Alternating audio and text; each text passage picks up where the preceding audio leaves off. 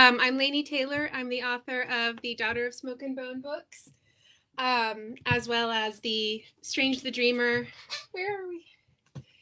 And the Muse of Nightmares. Um, and I have been really fortunate to come down to Mexico a few times to meet readers there, and it has been a wonderful delight. I love you guys, and thank you so much for reading my books. And I have a list of questions that you guys have sent in early that I'm going to talk about. And you can, I understand, send in questions through the chat if you have more that you would like to ask. So I will be keeping an eye on those, and you can ask in Spanish if you like, and they will translate it for me at the publisher. So, okay. My first question here is from Paola Vasquez, and I think it's a question that a lot of you have asked, and it is, am I planning to have a book that connects Daughter of Smoke and Bone with Strange the Dreamer series? And some of you maybe have read the Daughter of Smoke and Bone books, but haven't read Strange the Dreamer. And if you haven't yet had a chance to read Muse of Nightmares, it may be less clear, the connection between the worlds. Oh, I got it in Spanish. There we go. But if you read both series, then you will see that there are some connections. Not to spoil anything, but I would love to write a book eventually that brings the two worlds together, in which the characters would get to meet each other. I don't have that currently planned on my writing schedule. I'm working on other things now, but in the future, maybe. Definitely as I was writing Strange the Dreamer and Muse of Nightmares, it was really fun for me to weave these storylines, I guess not together because they don't come together, but the potential that they could meet. And I think it was really satisfying for me writing the end of Strange the Dreamer, or the end of Muse of Nightmares, which, if you've read Daughter of Smoke and Bone, has a different significance than if you haven't read it. So some of you guys will know what I'm talking about. And that was really fun. But it was a fine line because I wanted people who hadn't read Daughter of Smoke and Bone to also understand it, but it will be in a different way. Okay. Paula also wanted to know, she wanted to ask about Thiago's character in Daughter of Smoke and Bone, and she wondered if he was bad because that was his personality, or if he was upset that Madrigal had chosen a seraphim instead of him.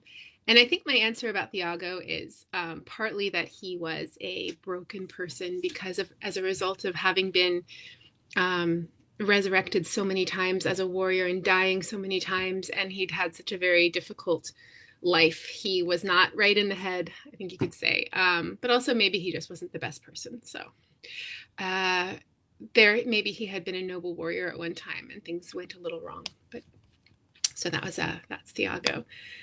Let's see, I have another question from Lucas Guerra. Hi, Lucas. Which authors are my favorites and what books am I currently reading? Let's see. Switching my screen. I'm just learning how to do this, so bear with me. So I have so many favorite authors, it's really hard to answer.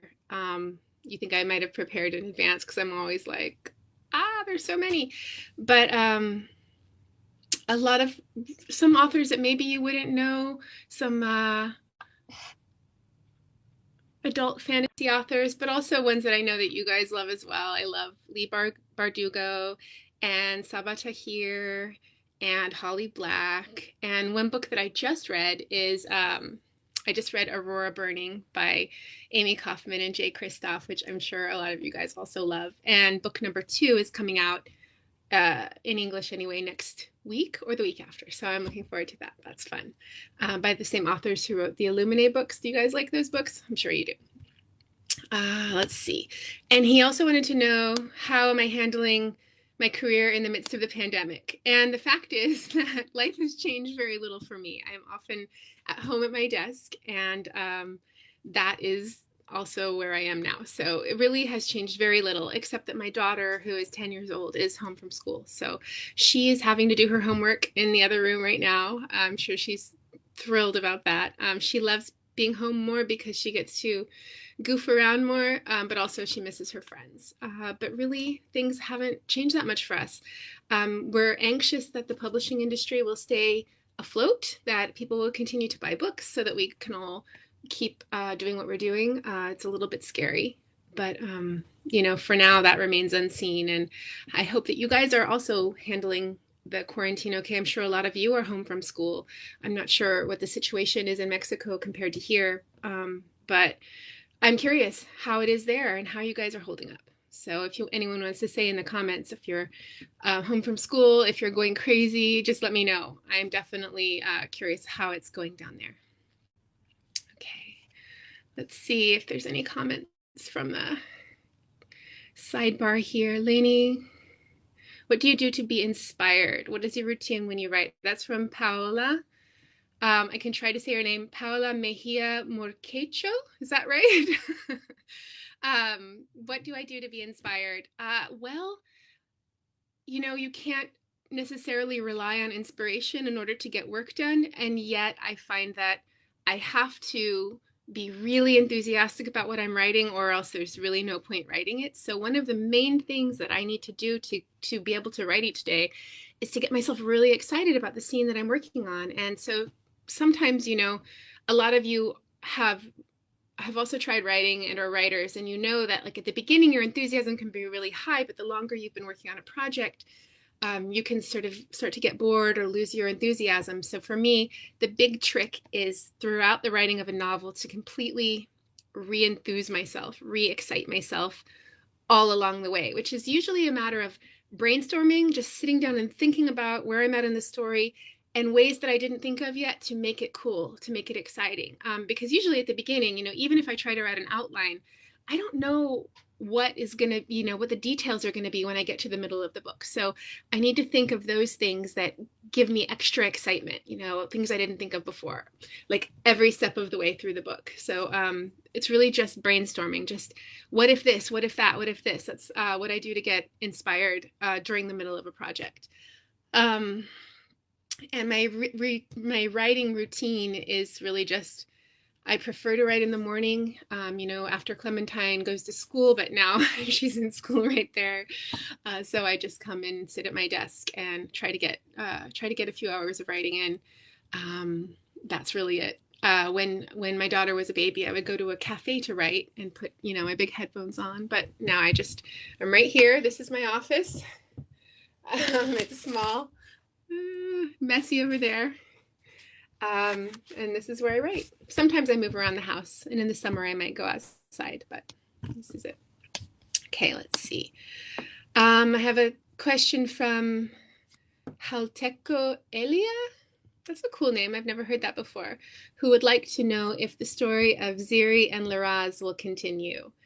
And I think, that one of the things that I have in my mind, if I do write another book that brings the worlds together, that it's possible that Laraz and Ziri would be the main characters, but I don't know that for sure. But it's just very, on the top of my head right now, because I haven't started planning that book. I don't know if when or if I'll get to write that book, but I would love to continue their story. That would be really fun. Also, okay, this question I get a lot. Is there going to be a movie based on your books? I would love that, but right now we're, just having conversations.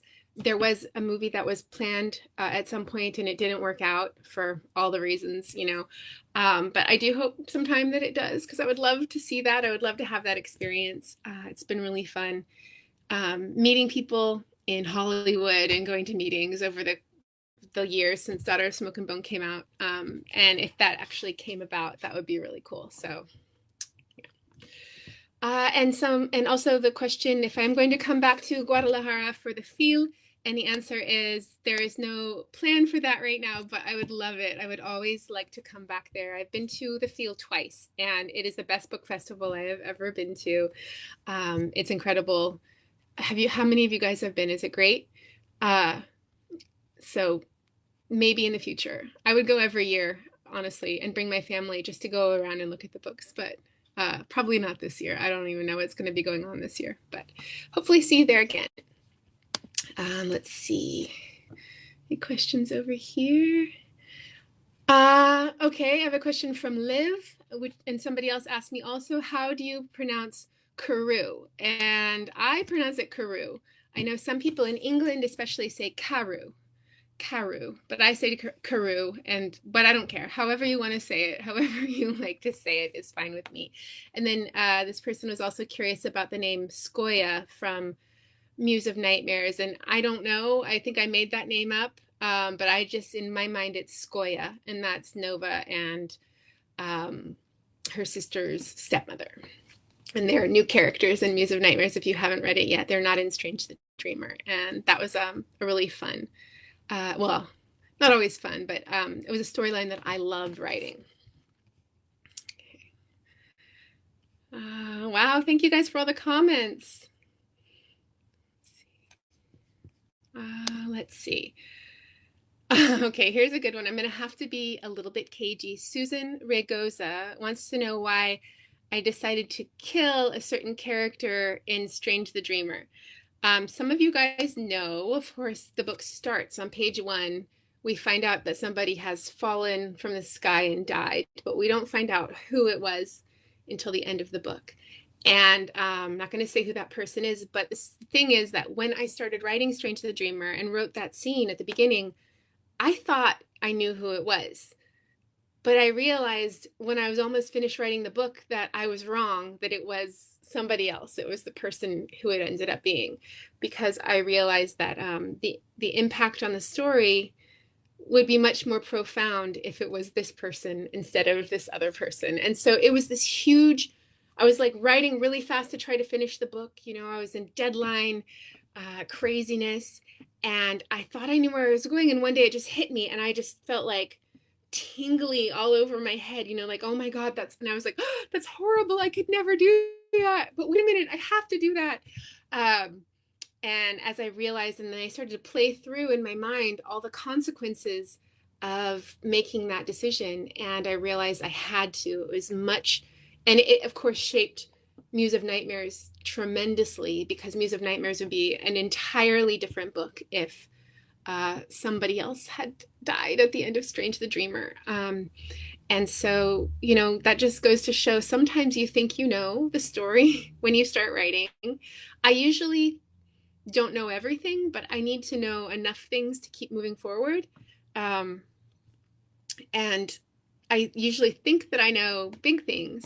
And sometimes, you know, the more you live with the story, the more you realize that you were wrong, and there's something better, something more impactful, more dramatic, more meaningful that you have to do instead, even if it is a difficult decision. So that is how that came about. It was a surprise to me. It was a big shock, and it gave me a lot of energy to keep writing as I was getting close to the end of the book, and added a lot of drama, which was great to write. So that was that question for Susan. She also would like to know if there will be a spin-off with the adventures in search of the God Spawn, which is something that happens at the end of Muse of Nightmares. I have no plans for that right now, but I love the idea of them out there. And I wish that I was a faster writer so that I could just be writing these adventures. I have a few ideas of things that might be going on, but I am very deep in the things that I am writing now, which are still secret. But maybe someday it would be really cool to be able to look in on them and see how they're doing, and see some of our characters like Thyon Nero, and see how he's faring in his life. Not to mention, of course, Laszlo and Sarai. Okay, a few people have asked, and I just saw it come up again from Fabiola.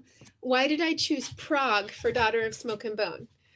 Praga, I guess you guys call it. And that is because I went to Prague with my husband a long time ago. I think it was in 2004.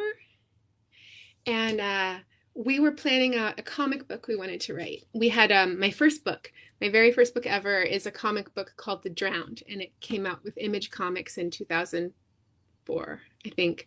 And And after that, we were planning another one. It was going to be a vampire story. And this was back before Twilight, even. It was a long time ago. And we thought, well, let's set it in Prague and let's go there and research it, because it was, my husband was going to be doing the illustration. So we wanted to take pictures so he would have reference for doing this book. But then we got busy with other things and we never did that story. But still, I had in my mind this 10 days that we were in Prague researching it as a setting for a story. And when I created Karoo and Brimstone, and at first, at the beginning of my thinking about that story, Karoo, I think she lived in New York. I thought about other places, but nothing really felt right until I hit on, Prague, because it's a real city where real teenagers live and go to school, but it feels like a fairy tale. It's incredible, the architecture, and it's like a fairy tale, but it's also kind of like a dark fairy tale. It has this strange magical history of alchemy and golems and things like that. And when you're there, it does look like something out of a movie. And so it really just fit as the perfect setting. One of the things, even though Karoo, Daughter of Smoke and Bone, was a contemporary teen girl, I wasn't so interested in writing a setting that would be, to me, more mundane, like if she lived in Portland, Oregon, where I live. I wanted her to have this really rich, magical feeling life, even though it was in the real world. So Prague was perfect. Also, I think I always like to set stories in places that I want to go, that I want to escape to in my mind, or actually physically have to go there to do research. So I haven't actually been back to Prague since I wrote Daughter of Smoke and Bone, but I would like to go back and see it again. But of course, if I go back, then I would also want to find places from the book that don't really exist. I have readers all the time write to me and say, I'm going to Prague. Where can I find Poison Kitchen? And I'm like, I'm sorry to tell you, it isn't real, which is very sad. But I wish someone would make it so that we could all go there and have some goulash out of, and some poison tea. But alas, so that's why Prague. Let's see. Will we have a prequel of Strange the Dreamer? Jesus Enrique wants to know. And I don't think so. I don't have any plans. Usually, I think prequels are tricky. For me, I think that to write something where you already are leading up to an outcome that I'm not sure. You mean well, actually, an interesting way to answer this question, I think more interesting, is the reason I think that Strange the Dreamer is the book that it is, that it takes place after the horrible events in Weep, is because I didn't want to write about the horrible events in Weep. I didn't want to write about war. I wanted to write about afterward, the aftermath, and people healing and learning how to be whole again. I didn't want to have to dramatize the terrible things that Scathis did, that that all the gods did to the people of Weep. I wanted to write a story. So part of the inspiration, I think, when I was thinking of Strange the Dreamer, and I had some plot elements coming together, and I knew I had read a few books in a row that had these really terrible villains. I felt like with YA fantasy, with fantasy in general, had gotten to a point where the villain had to be so terrible, it had to be worse than the other villain, worse than the last villain, and they had just gotten really gross and terrible, and I had lost my appetite for that. I didn't want to write a really terrible villain at that time. And I didn't want to write characters that could kick butt. I didn't want to write badass characters who knew how to fight. I love that, but Karoo and Akiva were like that. I wanted to do something different. So here I was looking at doing an epic fantasy story with no bad guy, and no action climax. So very different kind of story. So I set the action after those things that had happened in Weep. And I have really no desire to go back and look at the trauma as it happens. I was more interested in this case in the healing process. So that's where that came about. And that's not to say that I won't enjoy or can't enjoy reading about a terrible, terrible villain another time, or that I won't write a terrible, terrible villain. Just at that time, when you read a few books in a row, where you get kind of sick of a trope, a plot device, and then later you still love it again. So that's what it was like for me, how I came about to tell that story. Let's see. So, where'd this question go? They're all scrolling. I can't catch them. Somebody asked me and it went away. So it was Becca, maybe, wanted to know if I like the cover for Muse of Nightmares in Mexico. And the answer is I love it. I love, love, love it. It's beautiful. I also love the cover, the re-release cover for Strange the Dreamer, but I don't have it here and it's sitting in the warehouse in Mexico, which is closed. So I can't get a copy until this quarantine is over, but I love it. And I was very excited when Alfaguara decided to revisit the covers and do something new. I love character covers. And some of you guys might have seen the new covers that are coming out in the US of the Daughter of Smoke and Bone books. I don't have them to show you because it's just, but it's on my Twitter and they're beautiful and I'm excited to have, I always like to get new art and be able to see my books in a new way. So that's really cool for me. Somebody, Liv, again, has a question about Thayon and Ruza and their relationship. And yes, you were correct. I don't think that at least Thayon didn't know, because he came from a society where he would never be able to admit it to himself or live as who he was. And also he was just completely closed off. He was a sad person, but I think he discovered his true sexuality. And I see a question from Cesar Augusto Rivera, who is an amazing artist who's done gorgeous art from Daughter of Smoke and Bone characters. Hi, Cesar. It's nice to see you. Your question is that you're studying fine arts and you remember drawing Karoo in your nude model drawing class. That's cool. I also went to studied fine arts. I went to art school too. That's where I met my husband, who's an illustrator, and yeah. That is where the scene that is the beginning of Daughter of Smoke and Bone came from my experience in life drawing class, though it never really happened like that. But it's such a fun and interesting environment in the drawing studio. So that inspired Karoo being an art student as well. So, and your art's amazing. It's nice to see you. Okay, and I'm glad you're in art school.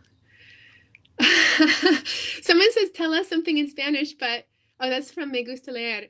Tell us something in Spanish. I don't speak Spanish. I wish I did. I lived in Italy when I was a child, and I later studied French. So I speak some French and Italian, which helps me to understand a little bit of Spanish, especially when I see it written. But I don't know how to. I can maybe try to read it a little bit. Let's see. You guys want to hear this? Okay.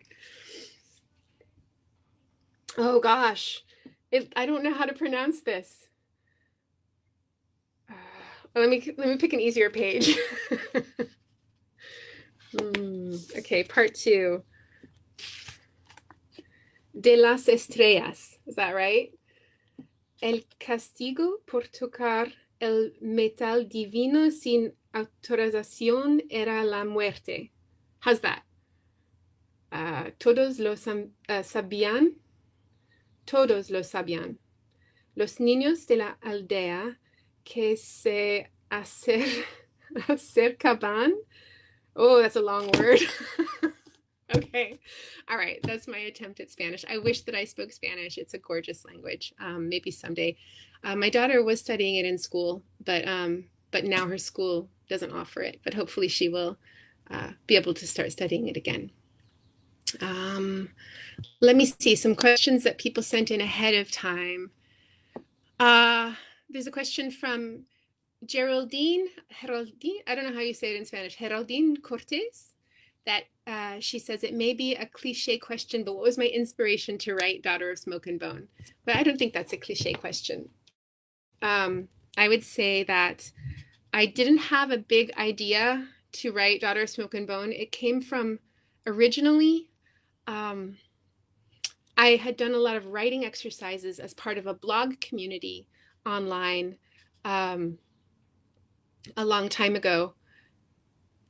Sorry, I'm like reading the comments and trying to speak. Let me just speak. I was doing blog exercises just to try to write for fun. And this was back in like 2007, 2008, I guess, when blogs were more of a thing before other social media took over. And I had a lot of friends around the world, and we would do these writing prompts and post them all together and as a sort of community. And I did a few of those that turned into short stories. And I actually published some of them in a book called Lips Touch that my husband illustrated, and that's really cool. That was really fun. But there was some other stories, or like little vignettes, little mini short stories that I wasn't thinking of them in any way except for exercise, for fun. But then I was working on this other novel. I was trying to start another novel, and I jokingly call it my Ballerinas in Space book because it's kind of what it was about. But it wasn't working out. I wasn't having any fun writing it, and I was really not enjoying writing at all. So one day, just for fun, I said, I'm going to let myself just write anything just for fun. And I didn't know what that was going to be, but when I sat down, just these characters appeared, and it was a blue-haired art student and her father, who was a monster and who had a wishbone around his neck, and all of these things. And it seemed like it came out of nowhere. And some of it did, but I realized later, after having this amazing writing day of writing this really fun scene between these characters, and then they went on an adventure, or Carew went on an adventure that did not end up being in Daughter of Smoke and Bone. I realized that a lot of the things that became Brimstone and that world were from those exercises that I'd been doing, because I had been sort of stretching my imagination and my creative muscles by doing these short prompt writing exercises. And when I sat down to write, they came together and gave birth to these characters. So it wasn't a story yet, but I had Carew and I had Brimstone, and Brimstone had the wishbone and Carew wasn't allowed to touch it. And I wondered, why not? And also Brimstone dealt with teeth for wishes. So that was from the very beginning. And I wondered why. What does he do with all these teeth? And so then after that day, I started thinking about, the answers to these questions. What does Brimstone do with the teeth? Why can't Carew touch the wishbone? And why was she raised by a monster? And I sort of, then I worked on those ideas for a long time. And I have the notebook. All my writing notebooks look like this. And this is the one, because it was originally called Wishbone. And I was reading through it recently because I was looking for maybe bonus material for the new Daughter of Smoke and Bone editions. And I realized that almost everything in the beginning of this book changed. It didn't end up becoming Daughter of Smoke and Bone. I was really just brainstorming, thinking, what is the story? What is the story about this girl? And not like all the ideas I had early on, up until I think Akiva doesn't even appear until like almost the end of the notebook. I had the idea for him. There was other ideas first, other boys, other potential characters that I didn't use. And the book that I'm writing now, it's sort of the same. This is the second notebook, and I'm still coming up with things that are, just the story is just coming together. So, and all of my notebooks are down there, all for past projects. And these are some, future projects, or that I already have in my mind. So yeah, that's how that goes. So that is how Daughter of Smoke and Bone came about. And I didn't write it right away, but I did think about it a lot. And then I wrote it, started writing it the next year. It took a while though. Okay, let's see what else. Look over here. Is it possible to have a graphic novel of Strange the Dreamer? Asks Jesus. I would love that, but there's no plans right now, but that would be really cool. I would love to have, actually what I would love is to have a manga series of Daughter of Smoke and Bone and Strange the Dreamer. That would be amazing, like a long manga series in anime. That would be incredible. So maybe someday. Let's see. Somebody asked, Blanca Itzel Beltran, hello, asked if Carew and Sarai are going to meet someday. Hopefully. Again, if I get a chance to write that a book that connects, then that would be cool. I definitely, in my mind, they someday meet. Whether I will tell that story, I don't know, but I think it would be a lot of fun. There's an amazing fan artist, some of you may know on Twitter, I reposted recently. She did an art piece of the meeting of Sarai and Carew. It's really cool. So if you look on my Twitter and my Instagram too, you'll find that. Okay, let's see. Some more questions are coming through. There's another one at the same. Oh, hi, Cecilia. What do I write in my notebooks? So I have different kinds of notebooks, but like these ones are ideas and brainstorming and lists of like, let's see if there's here. Like there's names, lists of names, and some I use that you will recognize. I make lists, and then when I come up with a new character, I can go and look. And oh, so then you see here, Ziri, which means moonlight. Somebody asked me in one of the questions if any of the character names mean anything. And Ziri does mean moonlight in Amazigh, which is one of the tribal languages of North Africa. Like they speak in Morocco. And there's a lot of really cool words from there. Ezil is also there, which you remember him. Hazael also here. And I have to tell you that for whatever reason, it's my readers in Mexico who are the most angry about Hazael, always. Whenever I get a tweet that is like wanting to kill me because of Hazael, it's always a reader from Mexico. So for some reason, you guys love him the most. And I'm sorry, that was one of the hardest things I ever had to write, was what happened to him. And I thought maybe I wouldn't have to do it, that it wouldn't have to happen. But I realized that the story really did need that. And I felt that I needed to honor the fact that they were in war and that there was real risk and real tragedy, and that if nobody that we cared about really, was in danger, then we wouldn't feel the risk that the characters lived with every day. So that was why I made that decision. And I'm sorry, especially to you guys. I know you're still very mad at me about Hazael, but there is where his name first appeared to me. So there's names. That's one of the things that's in the notebooks. Research, weird fairy tale things that I find. Look, here's a question.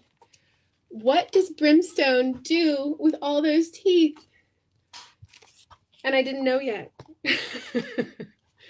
And I think actually later in here somewhere, there's the place where I realize, okay, here it is right here. But it's a spoiler if you haven't read Daughter of Smoke and Bone. But right there is where I figured out what Brimstone does with the teeth. So that's what's in my notebooks, ideas. I don't write the story in these notebooks, but I have a lot of different kinds of notebooks. I'm a junkie for notebooks. This is something I'm using for my current project, just to talk through the whole story to myself. When I get confused about the plot or the character motivations, actually this past week, I filled this whole notebook with what do I know so far about my story. Even though I'm halfway through it, I still need to understand things. And so I use this like cheap throwaway notebook so that I wouldn't be intimidated. But yeah, these, I love to collage the cover and make them pretty. This is another one for my current book, but it has a title on there, so I have to hide it. Don't peek. Let's see. These are both for my current project. Okay, notebooks. Let's see. But it's funny how much of the stuff in the notebooks is like never happened, and I went in a completely different direction. When I look back, I'm like, oh my gosh, this is not the book at all. But that's how I figure it out. It's a note from Paloma Vega. Hi, Paloma. Hi, remember when I saw you 4 years ago? Was that in Guadalajara? Maybe 4 years ago, maybe not. I also have been able to go to Monterey for a book festival. That was cool. That was around then. And Mexico City. And sometimes on vacation in Mexico, I love Mexico, I've been able to go in bookstores. I went into a bookstore in Merida a few years ago and found my books, and I was very happy to see them there. So that was cool. And I wish that we could be planning a trip soon, but no, maybe not right now. No travels in the near future. But you guys, I love Mexico. It's an amazing place. Let's see. Let me see any questions that people sent in. Okay, hello, Veronica Morales. I already answered some of your questions. You asked about how I pronounce Karu. And it's funny because you spell it the Japanese way, Kaoru, but I made up the name Karu, sort of. I stole it from somebody. My best friend, her aunt and uncle, when they got married, they didn't like their last names, so either of them, they didn't want to keep either of their last names, so they invented a new name, and that name was Carew. So there's a family in the Los Angeles area named the Carews, and they're the ones I stole Carew's name from. So thank you, Carews. And Veronica also wanted to know if I've been to Morocco and Prague. And at the time, so I already told you that I had been to Prague and was inspired by that. But at the time, I had not been to Morocco. But now, but then after, as I was writing the book, I happened to get interested in Morocco. I think because of a blog I was looking at the time, who was an American woman who was living in Marrakesh, and she and her family were building this amazing house. And so I was looking at that blog and I got curious, and I started reading and looking at more blogs and YouTube videos about Morocco, and I knew I'd have to have a scene there. But then after Daughter of Smoke and Bone, after I finished the first draft, and still had time to make changes if I wanted, my family went to Italy for Christmas. And then Jim and Clementine and I did a side trip from Italy over to Morocco for a week or two, or a week, I can't remember, just the three of us. And Clementine was a baby. She was not just like a year and a half old. And we went to Morocco, and that was before I wrote Days of Blood and Starlight. And if I hadn't taken that trip to Morocco, then Days of Blood and Starlight would have been a really different book, because we went down south from Marrakesh over the Atlas Mountains to see the Kasbahs, which are the big mud castles, that I ended up setting Days of Blood and Starlight in one of those mud castles. And the whole, much of the book takes place there. And the place actually where the Kasbah, where they all reunite with Akiva at the end, or middle end. When does that happen? Is that in Days of Blood and Starlight? Or Dreams of Gods and Monsters? I don't remember. But the place where Carew and Akiva are hiding in the bathroom together, if you remember that is a real hotel that we stayed in, and that was inspired by that. And also Eliza has a moment, and that's where they find Eliza. Now that must be in Dreams of Gods and Monsters, and I remember, because Eliza was only in Dreams of Gods and Monsters. Okay, so that was that trip to Morocco, and without that trip, so I think that traveling is hugely inspiring to me for writing, and I would love to always be able to go to the places that I'm writing about, but it's not always possible. The book that I'm writing now is set in England. And there was a time last year where I was thinking, I have to just drop everything and go to England right now. But of course it wasn't possible. And it also wasn't necessary. I just wanted to, but I didn't. And so I am inventing. I've been to England, but not in the way that I thought I needed to for this book. But that's okay. I'll have to invent it, which, but travel is great if you have the opportunity for writing, because you get so many details and atmosphere and things that you couldn't get without going there. Okay. Oh, Veronica had also asked about the name Twiga, which she discovered means giraffe in Swahili, which is true. And if any of the other character names had meanings, and that was the Ziri that I showed you. That was where I got that. I like the names to have meanings, even if it's never addressed. It just, to me, gives a little extra layer of coolness. Okay. Let me look over here. Any new questions? Hello, could you give some tips about fantasy writing? This is from Shesid Lovelace Caceres. If I'm pronouncing that correctly, or if that's your real name or your pen name. Lovelace, good name. Some fantasy writing tips. I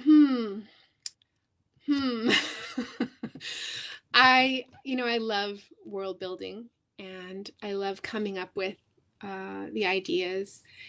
Oh, look, I can see my daughter through the curtain. I just saw her face right back there. She is writing a fantasy book right now, and she is also loving doing the world building, which is, when I was her age, the only thing that I did that I called writing was coming up with characters and geography. I would make maps of fantasy kingdoms, and I would even think of the gods and the kings, but I never actually wrote any stories that took place there. So she's way ahead of me. She's doing all of that, but also writing the stories. And she makes it look really easy. So sometimes I'm jealous when she's just like writing like really fast. And I am, you know, not that fast anymore, which makes me jealous. But I love seeing her write.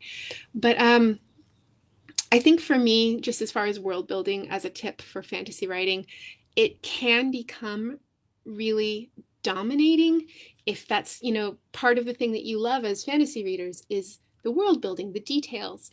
And so maybe when you start writing, you focus a lot of your imagination on the world, which can be good. I think you need to understand the world, and you have to have things about the world that are driving the plot, maybe.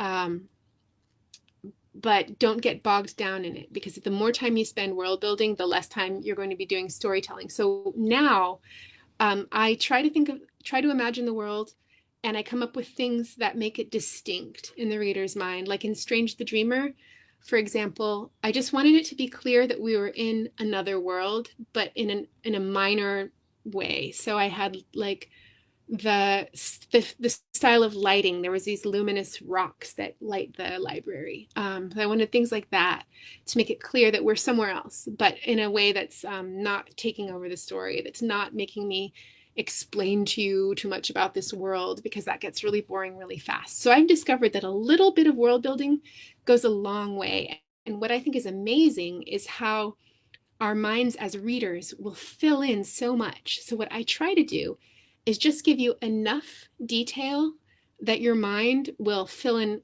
everything else in a way that's meaningful to you, and not take pages of description and things like that. But always the most important thing to me is the characters and what they want. Characters and the conflict that arises because of the things they want. So that is what I think you should focus on, and have fun with the world building, but don't let it take over your brain that needs to be telling stories. Okay. Let's see. I'm looking for some questions. Let me look back over here. A few people want to know, what is the character that I feel the most identified with? And that, I think, is kind of a tough question. I don't know that well, in certain ways, I think Laszlo is a celebration of readers. So he, I think, for me, he's a gift to readers, but especially fantasy readers, people who love fairy tales and lore and myths and fantasy, and whose minds work in this more magical way, who are willing to step out of the mundane world, even if it's not cool, and be their own person and use their brain in a new way. So I love that about Laszlo. There's also a character that I wrote in that book I mentioned earlier, Lips Touch, which is not available in Spanish, but I don't think.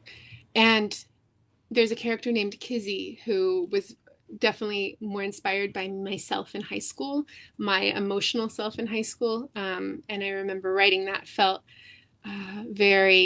she was the character I think I identified the most with her insecurities and her wanting to have a big life. That was the main thing, that huge passionate yearning that we have as teenagers for a big, interesting life. So that is the character Kizzy in a book, in a story called Goblin Fruit, in the book Lips Touch, which was really fun to write. That was the one that came from writing exercises that I ended up turning into stories, and that became a book that's illustrated by my husband. Okay, let's see.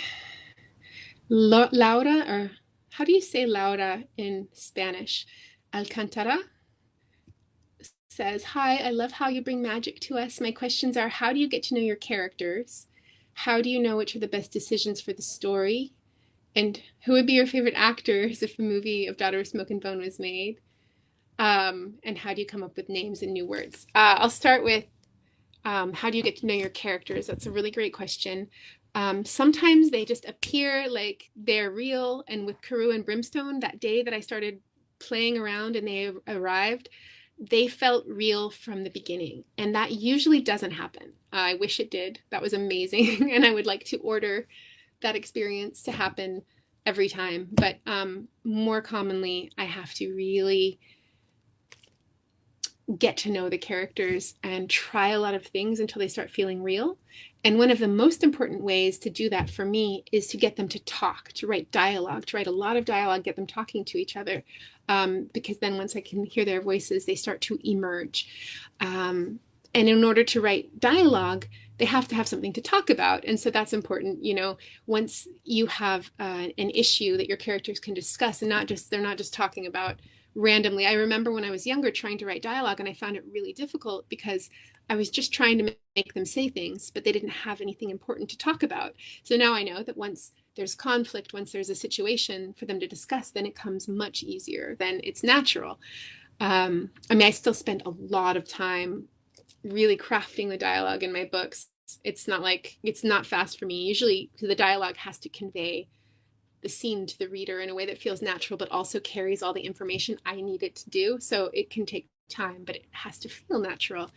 But often I will write dialogue that doesn't appear in the book just to get to know my characters, just to hear what they sound like, to hear what kind of things. And if I have the attitude of this doesn't have to be in the book, I'm just doing this for an exercise, then I feel a little bit freed from expectation. And then often pieces of those dialogue do end up appearing in the books because when I can get out of my brain a little, when I can stop thinking too much, then sometimes the best writing happens.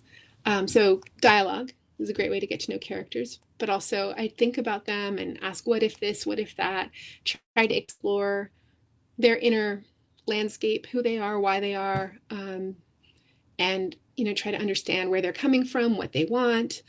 And then once you have a lot of characters interacting, it can get, you know, it's like all these different balls of desire crashing into each other, and it can get a little unruly, but it's also really fun. So what else did Laura want to know? How do you know which are the best decisions for the story? This one is really, really tricky because there are so many decisions that need to be made all the time. And sometimes I just feel like, so there's like the decision-making part of your brain gets exhausted and doesn't want to make any more choices, you know, like, oh my gosh, can't I just write this scene without having, but then every choice, you know, starts a new pathway. So you know, you come to a place where if I choose this, then the story goes this way. And if I choose this, then the story goes this way, but I like both of them. So I don't know. And then sometimes I'll try them both and then choose, but there's no neat way that I do it. I just have to try and then see how it goes. And if it doesn't feel right, then I come back to the branching of the path and try the other way. I mean, I just try to think about it a lot. I write about writing a lot, like, you know, this notebook, like I said, this is just trying to examine the story. And a lot of just trying to understand everything that's going on in the characters' heads and how it fits together, and trying to simplify it also, always trying to like keep it from getting too complicated. And so that's one thing I'm always doing. But I don't have any this makes it easier answers. I think, you know, you just have to do it and then redo it and then redo it and then redo it. And you have to just make the choices and see how they go. And if you don't like it, the great news is nobody knows. You just go back and do it the other way. And you end up with a lot of stuff that doesn't make it into your book. And at the beginning, for me, that was terrible. I hated doing work that then didn't show. But now I just feel freed by that. Like, I can write this scene, and if it's wrong, then I can just delete it, and that is fine. So, you know, really, it's one of the great things about writing is that it's not like performance. Nobody sees you make mistakes. You know, you can always fix it before anyone else sees it, except your editor, of course, and we need them to help us fix it. But that's okay, because that's what they're there for. All right.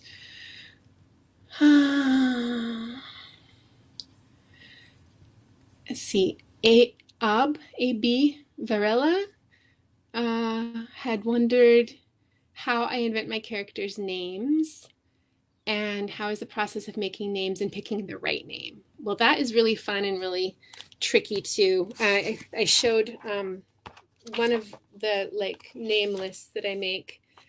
Here is one for the current project that I can't show you the front of. Here's some of those names, but look, there's pages of them. All these pages of names. So I often will look at, if I want, you know, for fantasy, if I want the names to have a certain flavor, like for Strange the Dreamer, in Weep, I wanted them to sound Middle Eastern. You know, this city on the other side of the desert, I wanted them to be exotic. So I would look up lists of names that are places, or I would look at maps sometimes of places in Central Asia and write down village names that were cool because nobody will know them except the people who live in that part of the world, but they have this ring of truth. They don't sound like a fantasy name that somebody just made up because they've been, you know, somebody's been there saying that name for hundreds, if not thousands of years. So I love that, using geography, using maps for cool sounding place names. And I'll make lists. Sometimes I use fantasy name generators and only take the ones that feel real and not too crazy. Or astronomy. Astronomy gives, you know, the Arab names for stars and star systems and things are amazing. Mesothem came from a Greek or Latin star name or something. I had it written down somewhere. I just found it and I had forgotten that that was what it meant. You know, I can't even remember. So I get names from all kinds of places, and I always like to keep lists and add to them while I'm writing the book, because then if I need a common noun or a person's name, I can just go back to my list and, you know, I have some there. I might not find what I need. I might need to look further. But I think that for a character to start feeling like a real person, definitely I have to have the right name for them. I just saw on Twitter today another author was saying, I can't believe some authors use placeholder names until they get the right one, because for them, the character didn't feel real until they had the right name. And I feel that way too. That I, you know, and Akiva definitely was tricky coming up with that one. I had a few other ones that I tried first and they weren't right until I started naming the seraphim Hebrew names and got to Akiva, and I was like, oh, that's really cool. I like that. I like names that are unusual, but also feel real and that aren't too crazy. So, Esmeralda Rebecca Meza Oradane. I'd like to know. That's a cool name. How did you come up with the idea of the multiverse in Daughter of Smoke and Bone? I think it was amazing. Thank you. I don't remember how I came up with that. I've always loved portal fantasy and the ideas of being able to go to another world. I mean, what's more amazing than that? And I have so many ideas, but I can't really trace back to where that came from in Daughter of Smoke and Bone. I probably at one point only maybe thought there were only two worlds, and then at some point got the idea for the whole multiverse and everything that had happened there with the seraphim and what they had done, which then takes us over to, you know, the background of Strange the Dreamer as well. The idea that these teams of angels figured out how to cut doorways between the universes, and they went off doing that, and they just left the doors open behind them for anyone to use. And in the case of Weep, that doorway was very fateful for them in the worst possible way. And so you think about, what if there really were these open doorways between the worlds that other people were exploiting? So that was really fun. When I started out writing Strange the Dreamer, in my mind it had no connection. It was just in another world.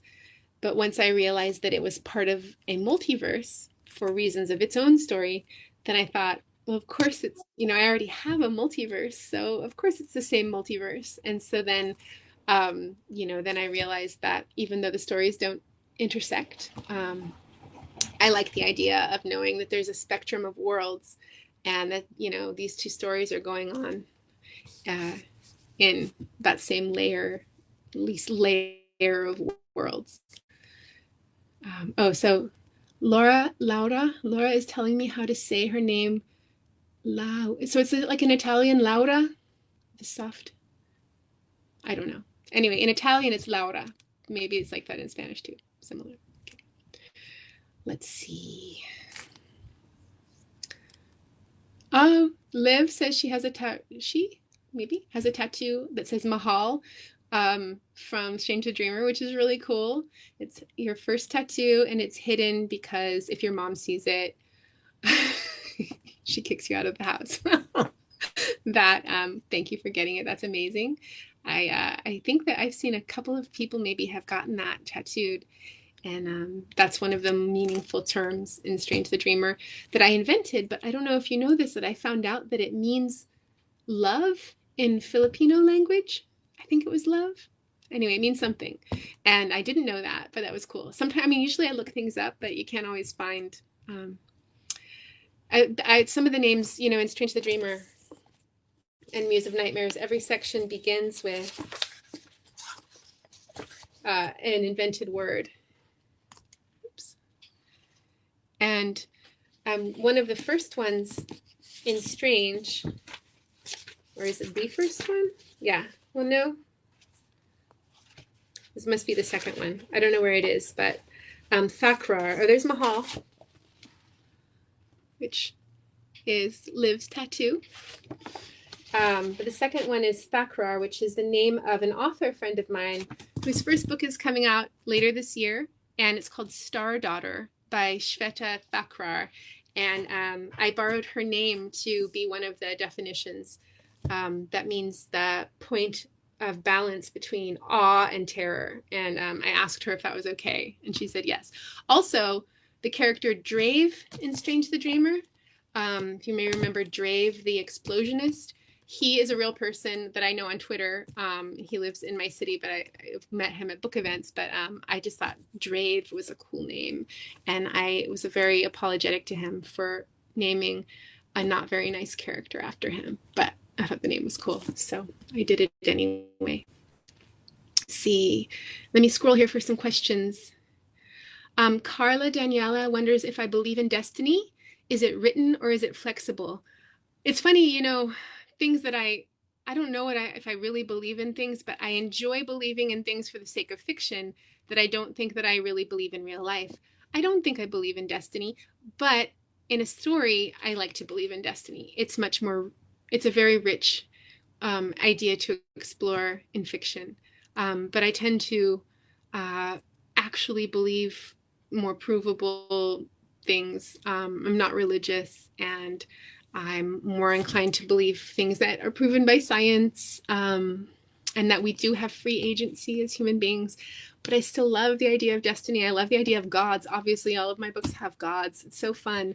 But, you know, it doesn't mean I believe in them, but I do love to create them. Let's see.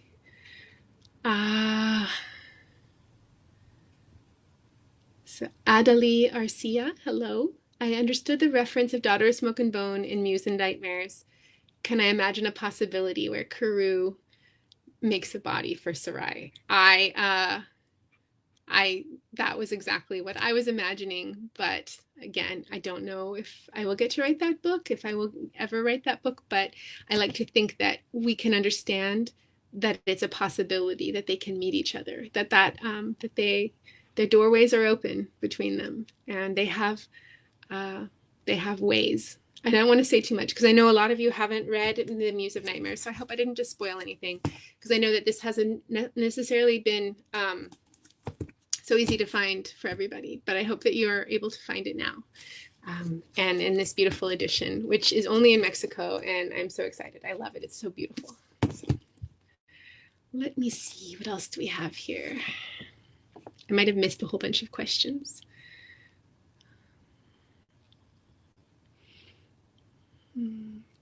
Vian Herrera Rusher says, how many characters are there in total in the whole saga? And I have no idea. I have no idea. I've never made a list of characters, so I don't know.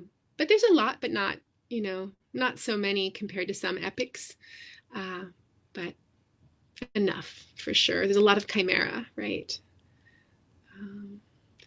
Marie Jose Mejia Aguiluz. Oh no, it's moving. I'm losing you. You asked about the color blue.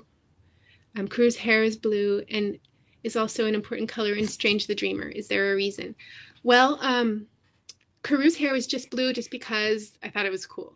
But then later, when I was writing Strange the Dreamer, I was thinking about how can I make the God Spawn different in a way that they cannot hide and cannot disguise. And I thought it's so obvious in our world where the most primary racism is applied based on skin color. And I thought it would just, I'm not going to try to avoid that. They couldn't hide the color of their skin. But then I thought, what color would I use? And really, there is no other choice because if you think about it, unless I was just going with white skin and dark skin, which I didn't want to do that. I didn't want to make this an earth racism parable. But if I was to use a more fantastic color, you think about red would seem devilish. Green would seem like alien or something, green men from outer space. And there really isn't any other color that I could think of that would really be evocative, except for blue, which is already in Eastern religions the color of divinity. And, when you think of the gods in India are already depicted as being blue, and it would just be beautiful. And I thought it really has to be blue. And then I thought, but people are going to say Caru's hair was blue. What is it with you and blue? It's okay. I'm going to do it anyway. So there is no reason. Caru just had blue hair just because. And the Godspawn have blue skin because there really was no other color that would work and because it just fit. So that's that.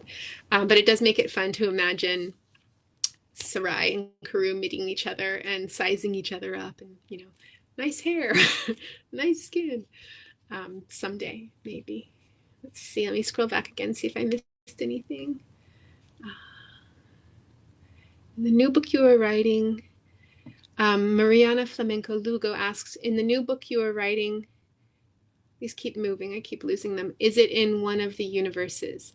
And no, the book I'm writing right now is totally unrelated and takes place in England, but it is also fantasy.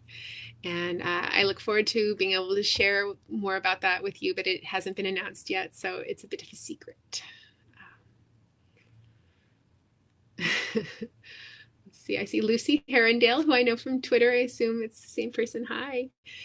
Says, since you don't understand English, since she doesn't understand English, she'll react with hearts until her fingers bleed. Okay. Well, it's really nice to see you on here. Hi. Caru in some of her countries. Does Caru visit Mexico? On some of the doorways in the beginning of the book, I feel like Caru did go to southern, like maybe went to a Mayan place, but I can't remember for sure if it stayed in or not. I feel like there was a reference to Caru going to a Mayan city, but I'm not sure. I've forgotten. I'm sure you guys would have noticed that probably. So maybe it didn't make it in. But in my mind, yes, she has been to Mexico. How did you come? Let's see. I haven't. Let me see if I missed any questions that were sent in. In Hell with the Bands asked if I have any plans for a book tour in Latin America. And there's no plans at all for a book tour right now. But I have been so lucky to be able to come to Mexico 3 or 4 times for events. And it's always amazing. And I know that, when the time is right, I will be able to come back to Mexico. I haven't been able to go to other countries in Latin America, though I would love to. I've been invited to a few places for festivals that I wasn't able to go because of writing schedule, but I would love to go everywhere. Travel is one of my favorite things, and I would love to travel more in Latin America for sure. So hopefully someday the world will be back to normal and I will have a new book that's out in Spanish and I will come and visit you all. I hope so. I hope. Let me see. Any new questions over here? Betzaida Santiago said you will return to Mexico City. I'm sure I will be back to Mexico City for sure. But, I need to have time to actually see things in Mexico City next time because when I have come to Mexico City, it's been so quick. I haven't got to be a tourist at all and I haven't seen hardly anything. But what I have seen is beautiful and I love it. And I wonder how many of you guys live in Mexico City and how many of you live other places. But I've been to gotten to go to a fair number of places in Mexico. So I love them all. There's so many more places I want to go. It's such a cool country. You guys have such a diversity of cities and nature and beaches and everything. You're very, very lucky. Let's see. Oh, so there's somebody from Chile says later, can I come to Chile? I would love to come to Chile. I hope so. That would be amazing. Funnily, my daughter, when she was taking Spanish in elementary school, her teacher was from Chile.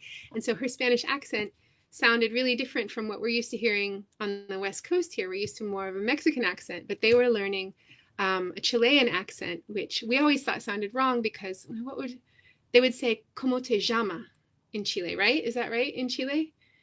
Chilean person, let me know, because that all the kids in her class were saying "ja" instead of "ya," and it was very cute. But I would love to come to Chile. I used to be an editor of travel guidebooks back before I was a writer, and I edited a book, Travel Lonely Planet Guidebook to Chile. And so I've read all about it, and I'm ready to come someday. Let's see. I also edited one on Costa Rica. I didn't do the Mexico book, but I have 2 Lonely Planet editions on Mexico that I have made a lot of notes and places that I want to go. Esmeralda would like to know what happened to the Universal movie adaptation of Daughter of Smoke and Bone. Well, what happens to most movies, that are in development, they just they don't pull everything together in just the right way to get the green light, and that's what happened. We had really cool script. We had a director that had a beautiful vision, but the timing just wasn't right, and it just didn't happen. But someday, I think, hopefully, something will happen, and we'll be glad that that one didn't happen, and that the new one will happen instead. Maybe, But it's just I learned a lot in that process, and there's so many things that have to line up just right for it to happen, and especially a movie that would be very expensive, like Daughter of Smoke and Bone, with all the special effects. There's a lot that has to come into place at the right time. So let's see. Diana Vasquez is wondering, how many drafts did I have to write for my first published novel? So I don't write so many drafts necessarily, because the way I write is I write the first draft very slowly and I change it as I go, which doesn't mean that I don't rewrite it a ton after it's finished. But some people write a fast first draft and then they write successive drafts after that. And the first draft is really messy, but my drafts tend to be not messy because it takes me a year or 2 years to write it. And as I'm going, usually like I get the first 30,000 words, the first third or quarter of the book. It takes me like almost a year just to write that part, because all those ideas, all the whole setup and everything has to come together for me before I can go on. And then usually the rest of the book goes much faster once because by that point, by the time I've written the first act in a way that's satisfying to me, I have got the rest of the story more clear enough in my mind, and the characters, I understand the characters by that point, and the situation, the setup, and so then it goes faster. But so I don't have a lot of different drafts. They tend to usually my first draft tend to be really clean. I would like to be able to write a fast first draft, and I do keep trying, and I have done it. But what usually ends up happening when I do it is that it doesn't feel like it was useful to me, because it's so messy that instead of stopping to really think and make good choices, I just plowed ahead and wrote a lot of stuff that was just felt like garbage.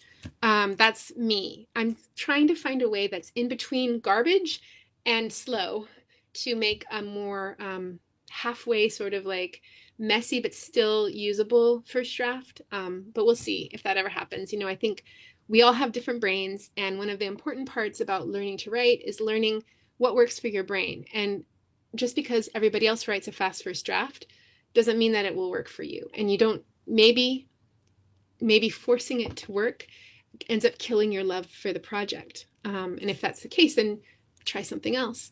But if it does work for you, then great. And I think a lot of us don't know what works for us. We have to try a lot of things. And I just saw a quote the other day. I put it up on Instagram and Twitter last week. Maybe you saw it. It was something about how we have to always keep changing our process, because there are two of us. The one of us wants to write, and the one who doesn't want to write. And the one who does want to write has to keep tricking the one who doesn't want to write. So we have to keep on coming up with new process to trick ourselves in order to write. And I do feel like there's some truth in that. When you tell yourself, this is how I do it, then you inevitably are making a decision that's probably not true. You probably can do other things too. Like if you say, oh, I could never write a fast first draft. Well, you probably could if you really wanted to, but maybe it's not the right thing for you, but maybe you should try it. And, you know, it just, you have to listen to what works for you. So I don't write a lot of drafts. I write a slow draft. And then with my editor, then I look at, you know, the big issues, and I do write another draft, but often it isn't as different as maybe some books go through a lot more changes. By the time I show it to anybody, it's already gone through all those changes, or like at the notebook stage, it went through all those changes before I even wrote it, you know. So there's that. Let's see, maybe just a couple more questions because I am going to need to get back to work and get back to my current book. Let's see. It's a question about actors, but I honestly don't know who I would cast as anybody. You know, I think it's, you know, I have the characters in my mind, and real life actors. Actually, that's not true. There is one person that I would cast in a Daughter of Smoke and Bone movie for sure. And I don't know if she would be better as Karoo or Madrigal, but it's Zendaya. So maybe you guys would agree if she would make a better Madrigal or a better Karoo. But yeah, that's the only one. That's the only person. If I had my dream cast, I would have to have Zendaya in Daughter of Smoke and Bone. But yeah, let me know who you think. For Akiva, it's impossible because a real person does not exist who is as beautiful as Akiva. It's just, it's impossible. It's hopeless. So yeah, there's that. Let's see. For Strange the Dreamer, would you prefer a movie or a series? That was from Adeli Arcia. I think that a series would be amazing, or a movie would be amazing. So the answer is yes, a movie or a series. No, I mean, I think that there's benefits to both, but I do love the way cable series can really sink into the story and explore it more and give the characters more of a chance to grow and change. And you can do it's hard to adapt a novel, a fantasy novel, to a single movie. So I'd have to say series, but I wouldn't say no to a movie either. All right, maybe one more. Let's see. Thank you guys for all the amazing comments that aren't questions. It's just really nice to see them. Let's see. Is there one over here?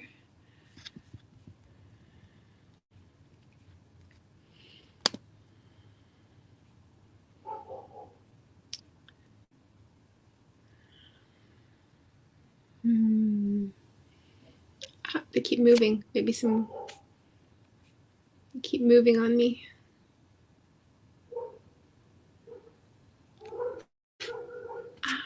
A bunch of new questions just came in. It's hard to read them when they're shifting. I think that I'm just going to have to wrap it up. Somebody just asked who would be the best actress for Karoo, but I just answered that. I definitely, that's my only casting dream. Blanca Itzel Beltran says, I love the quotes of your books. Can you tell us something about how it came? The quotes, do you mean like in Strange the Dreamer or in Daughter of Smoke and Bone? Where are they? Oh, they're all over here. That Once Upon a Time? How do you say Once Upon a Time in Spanish? I don't remember.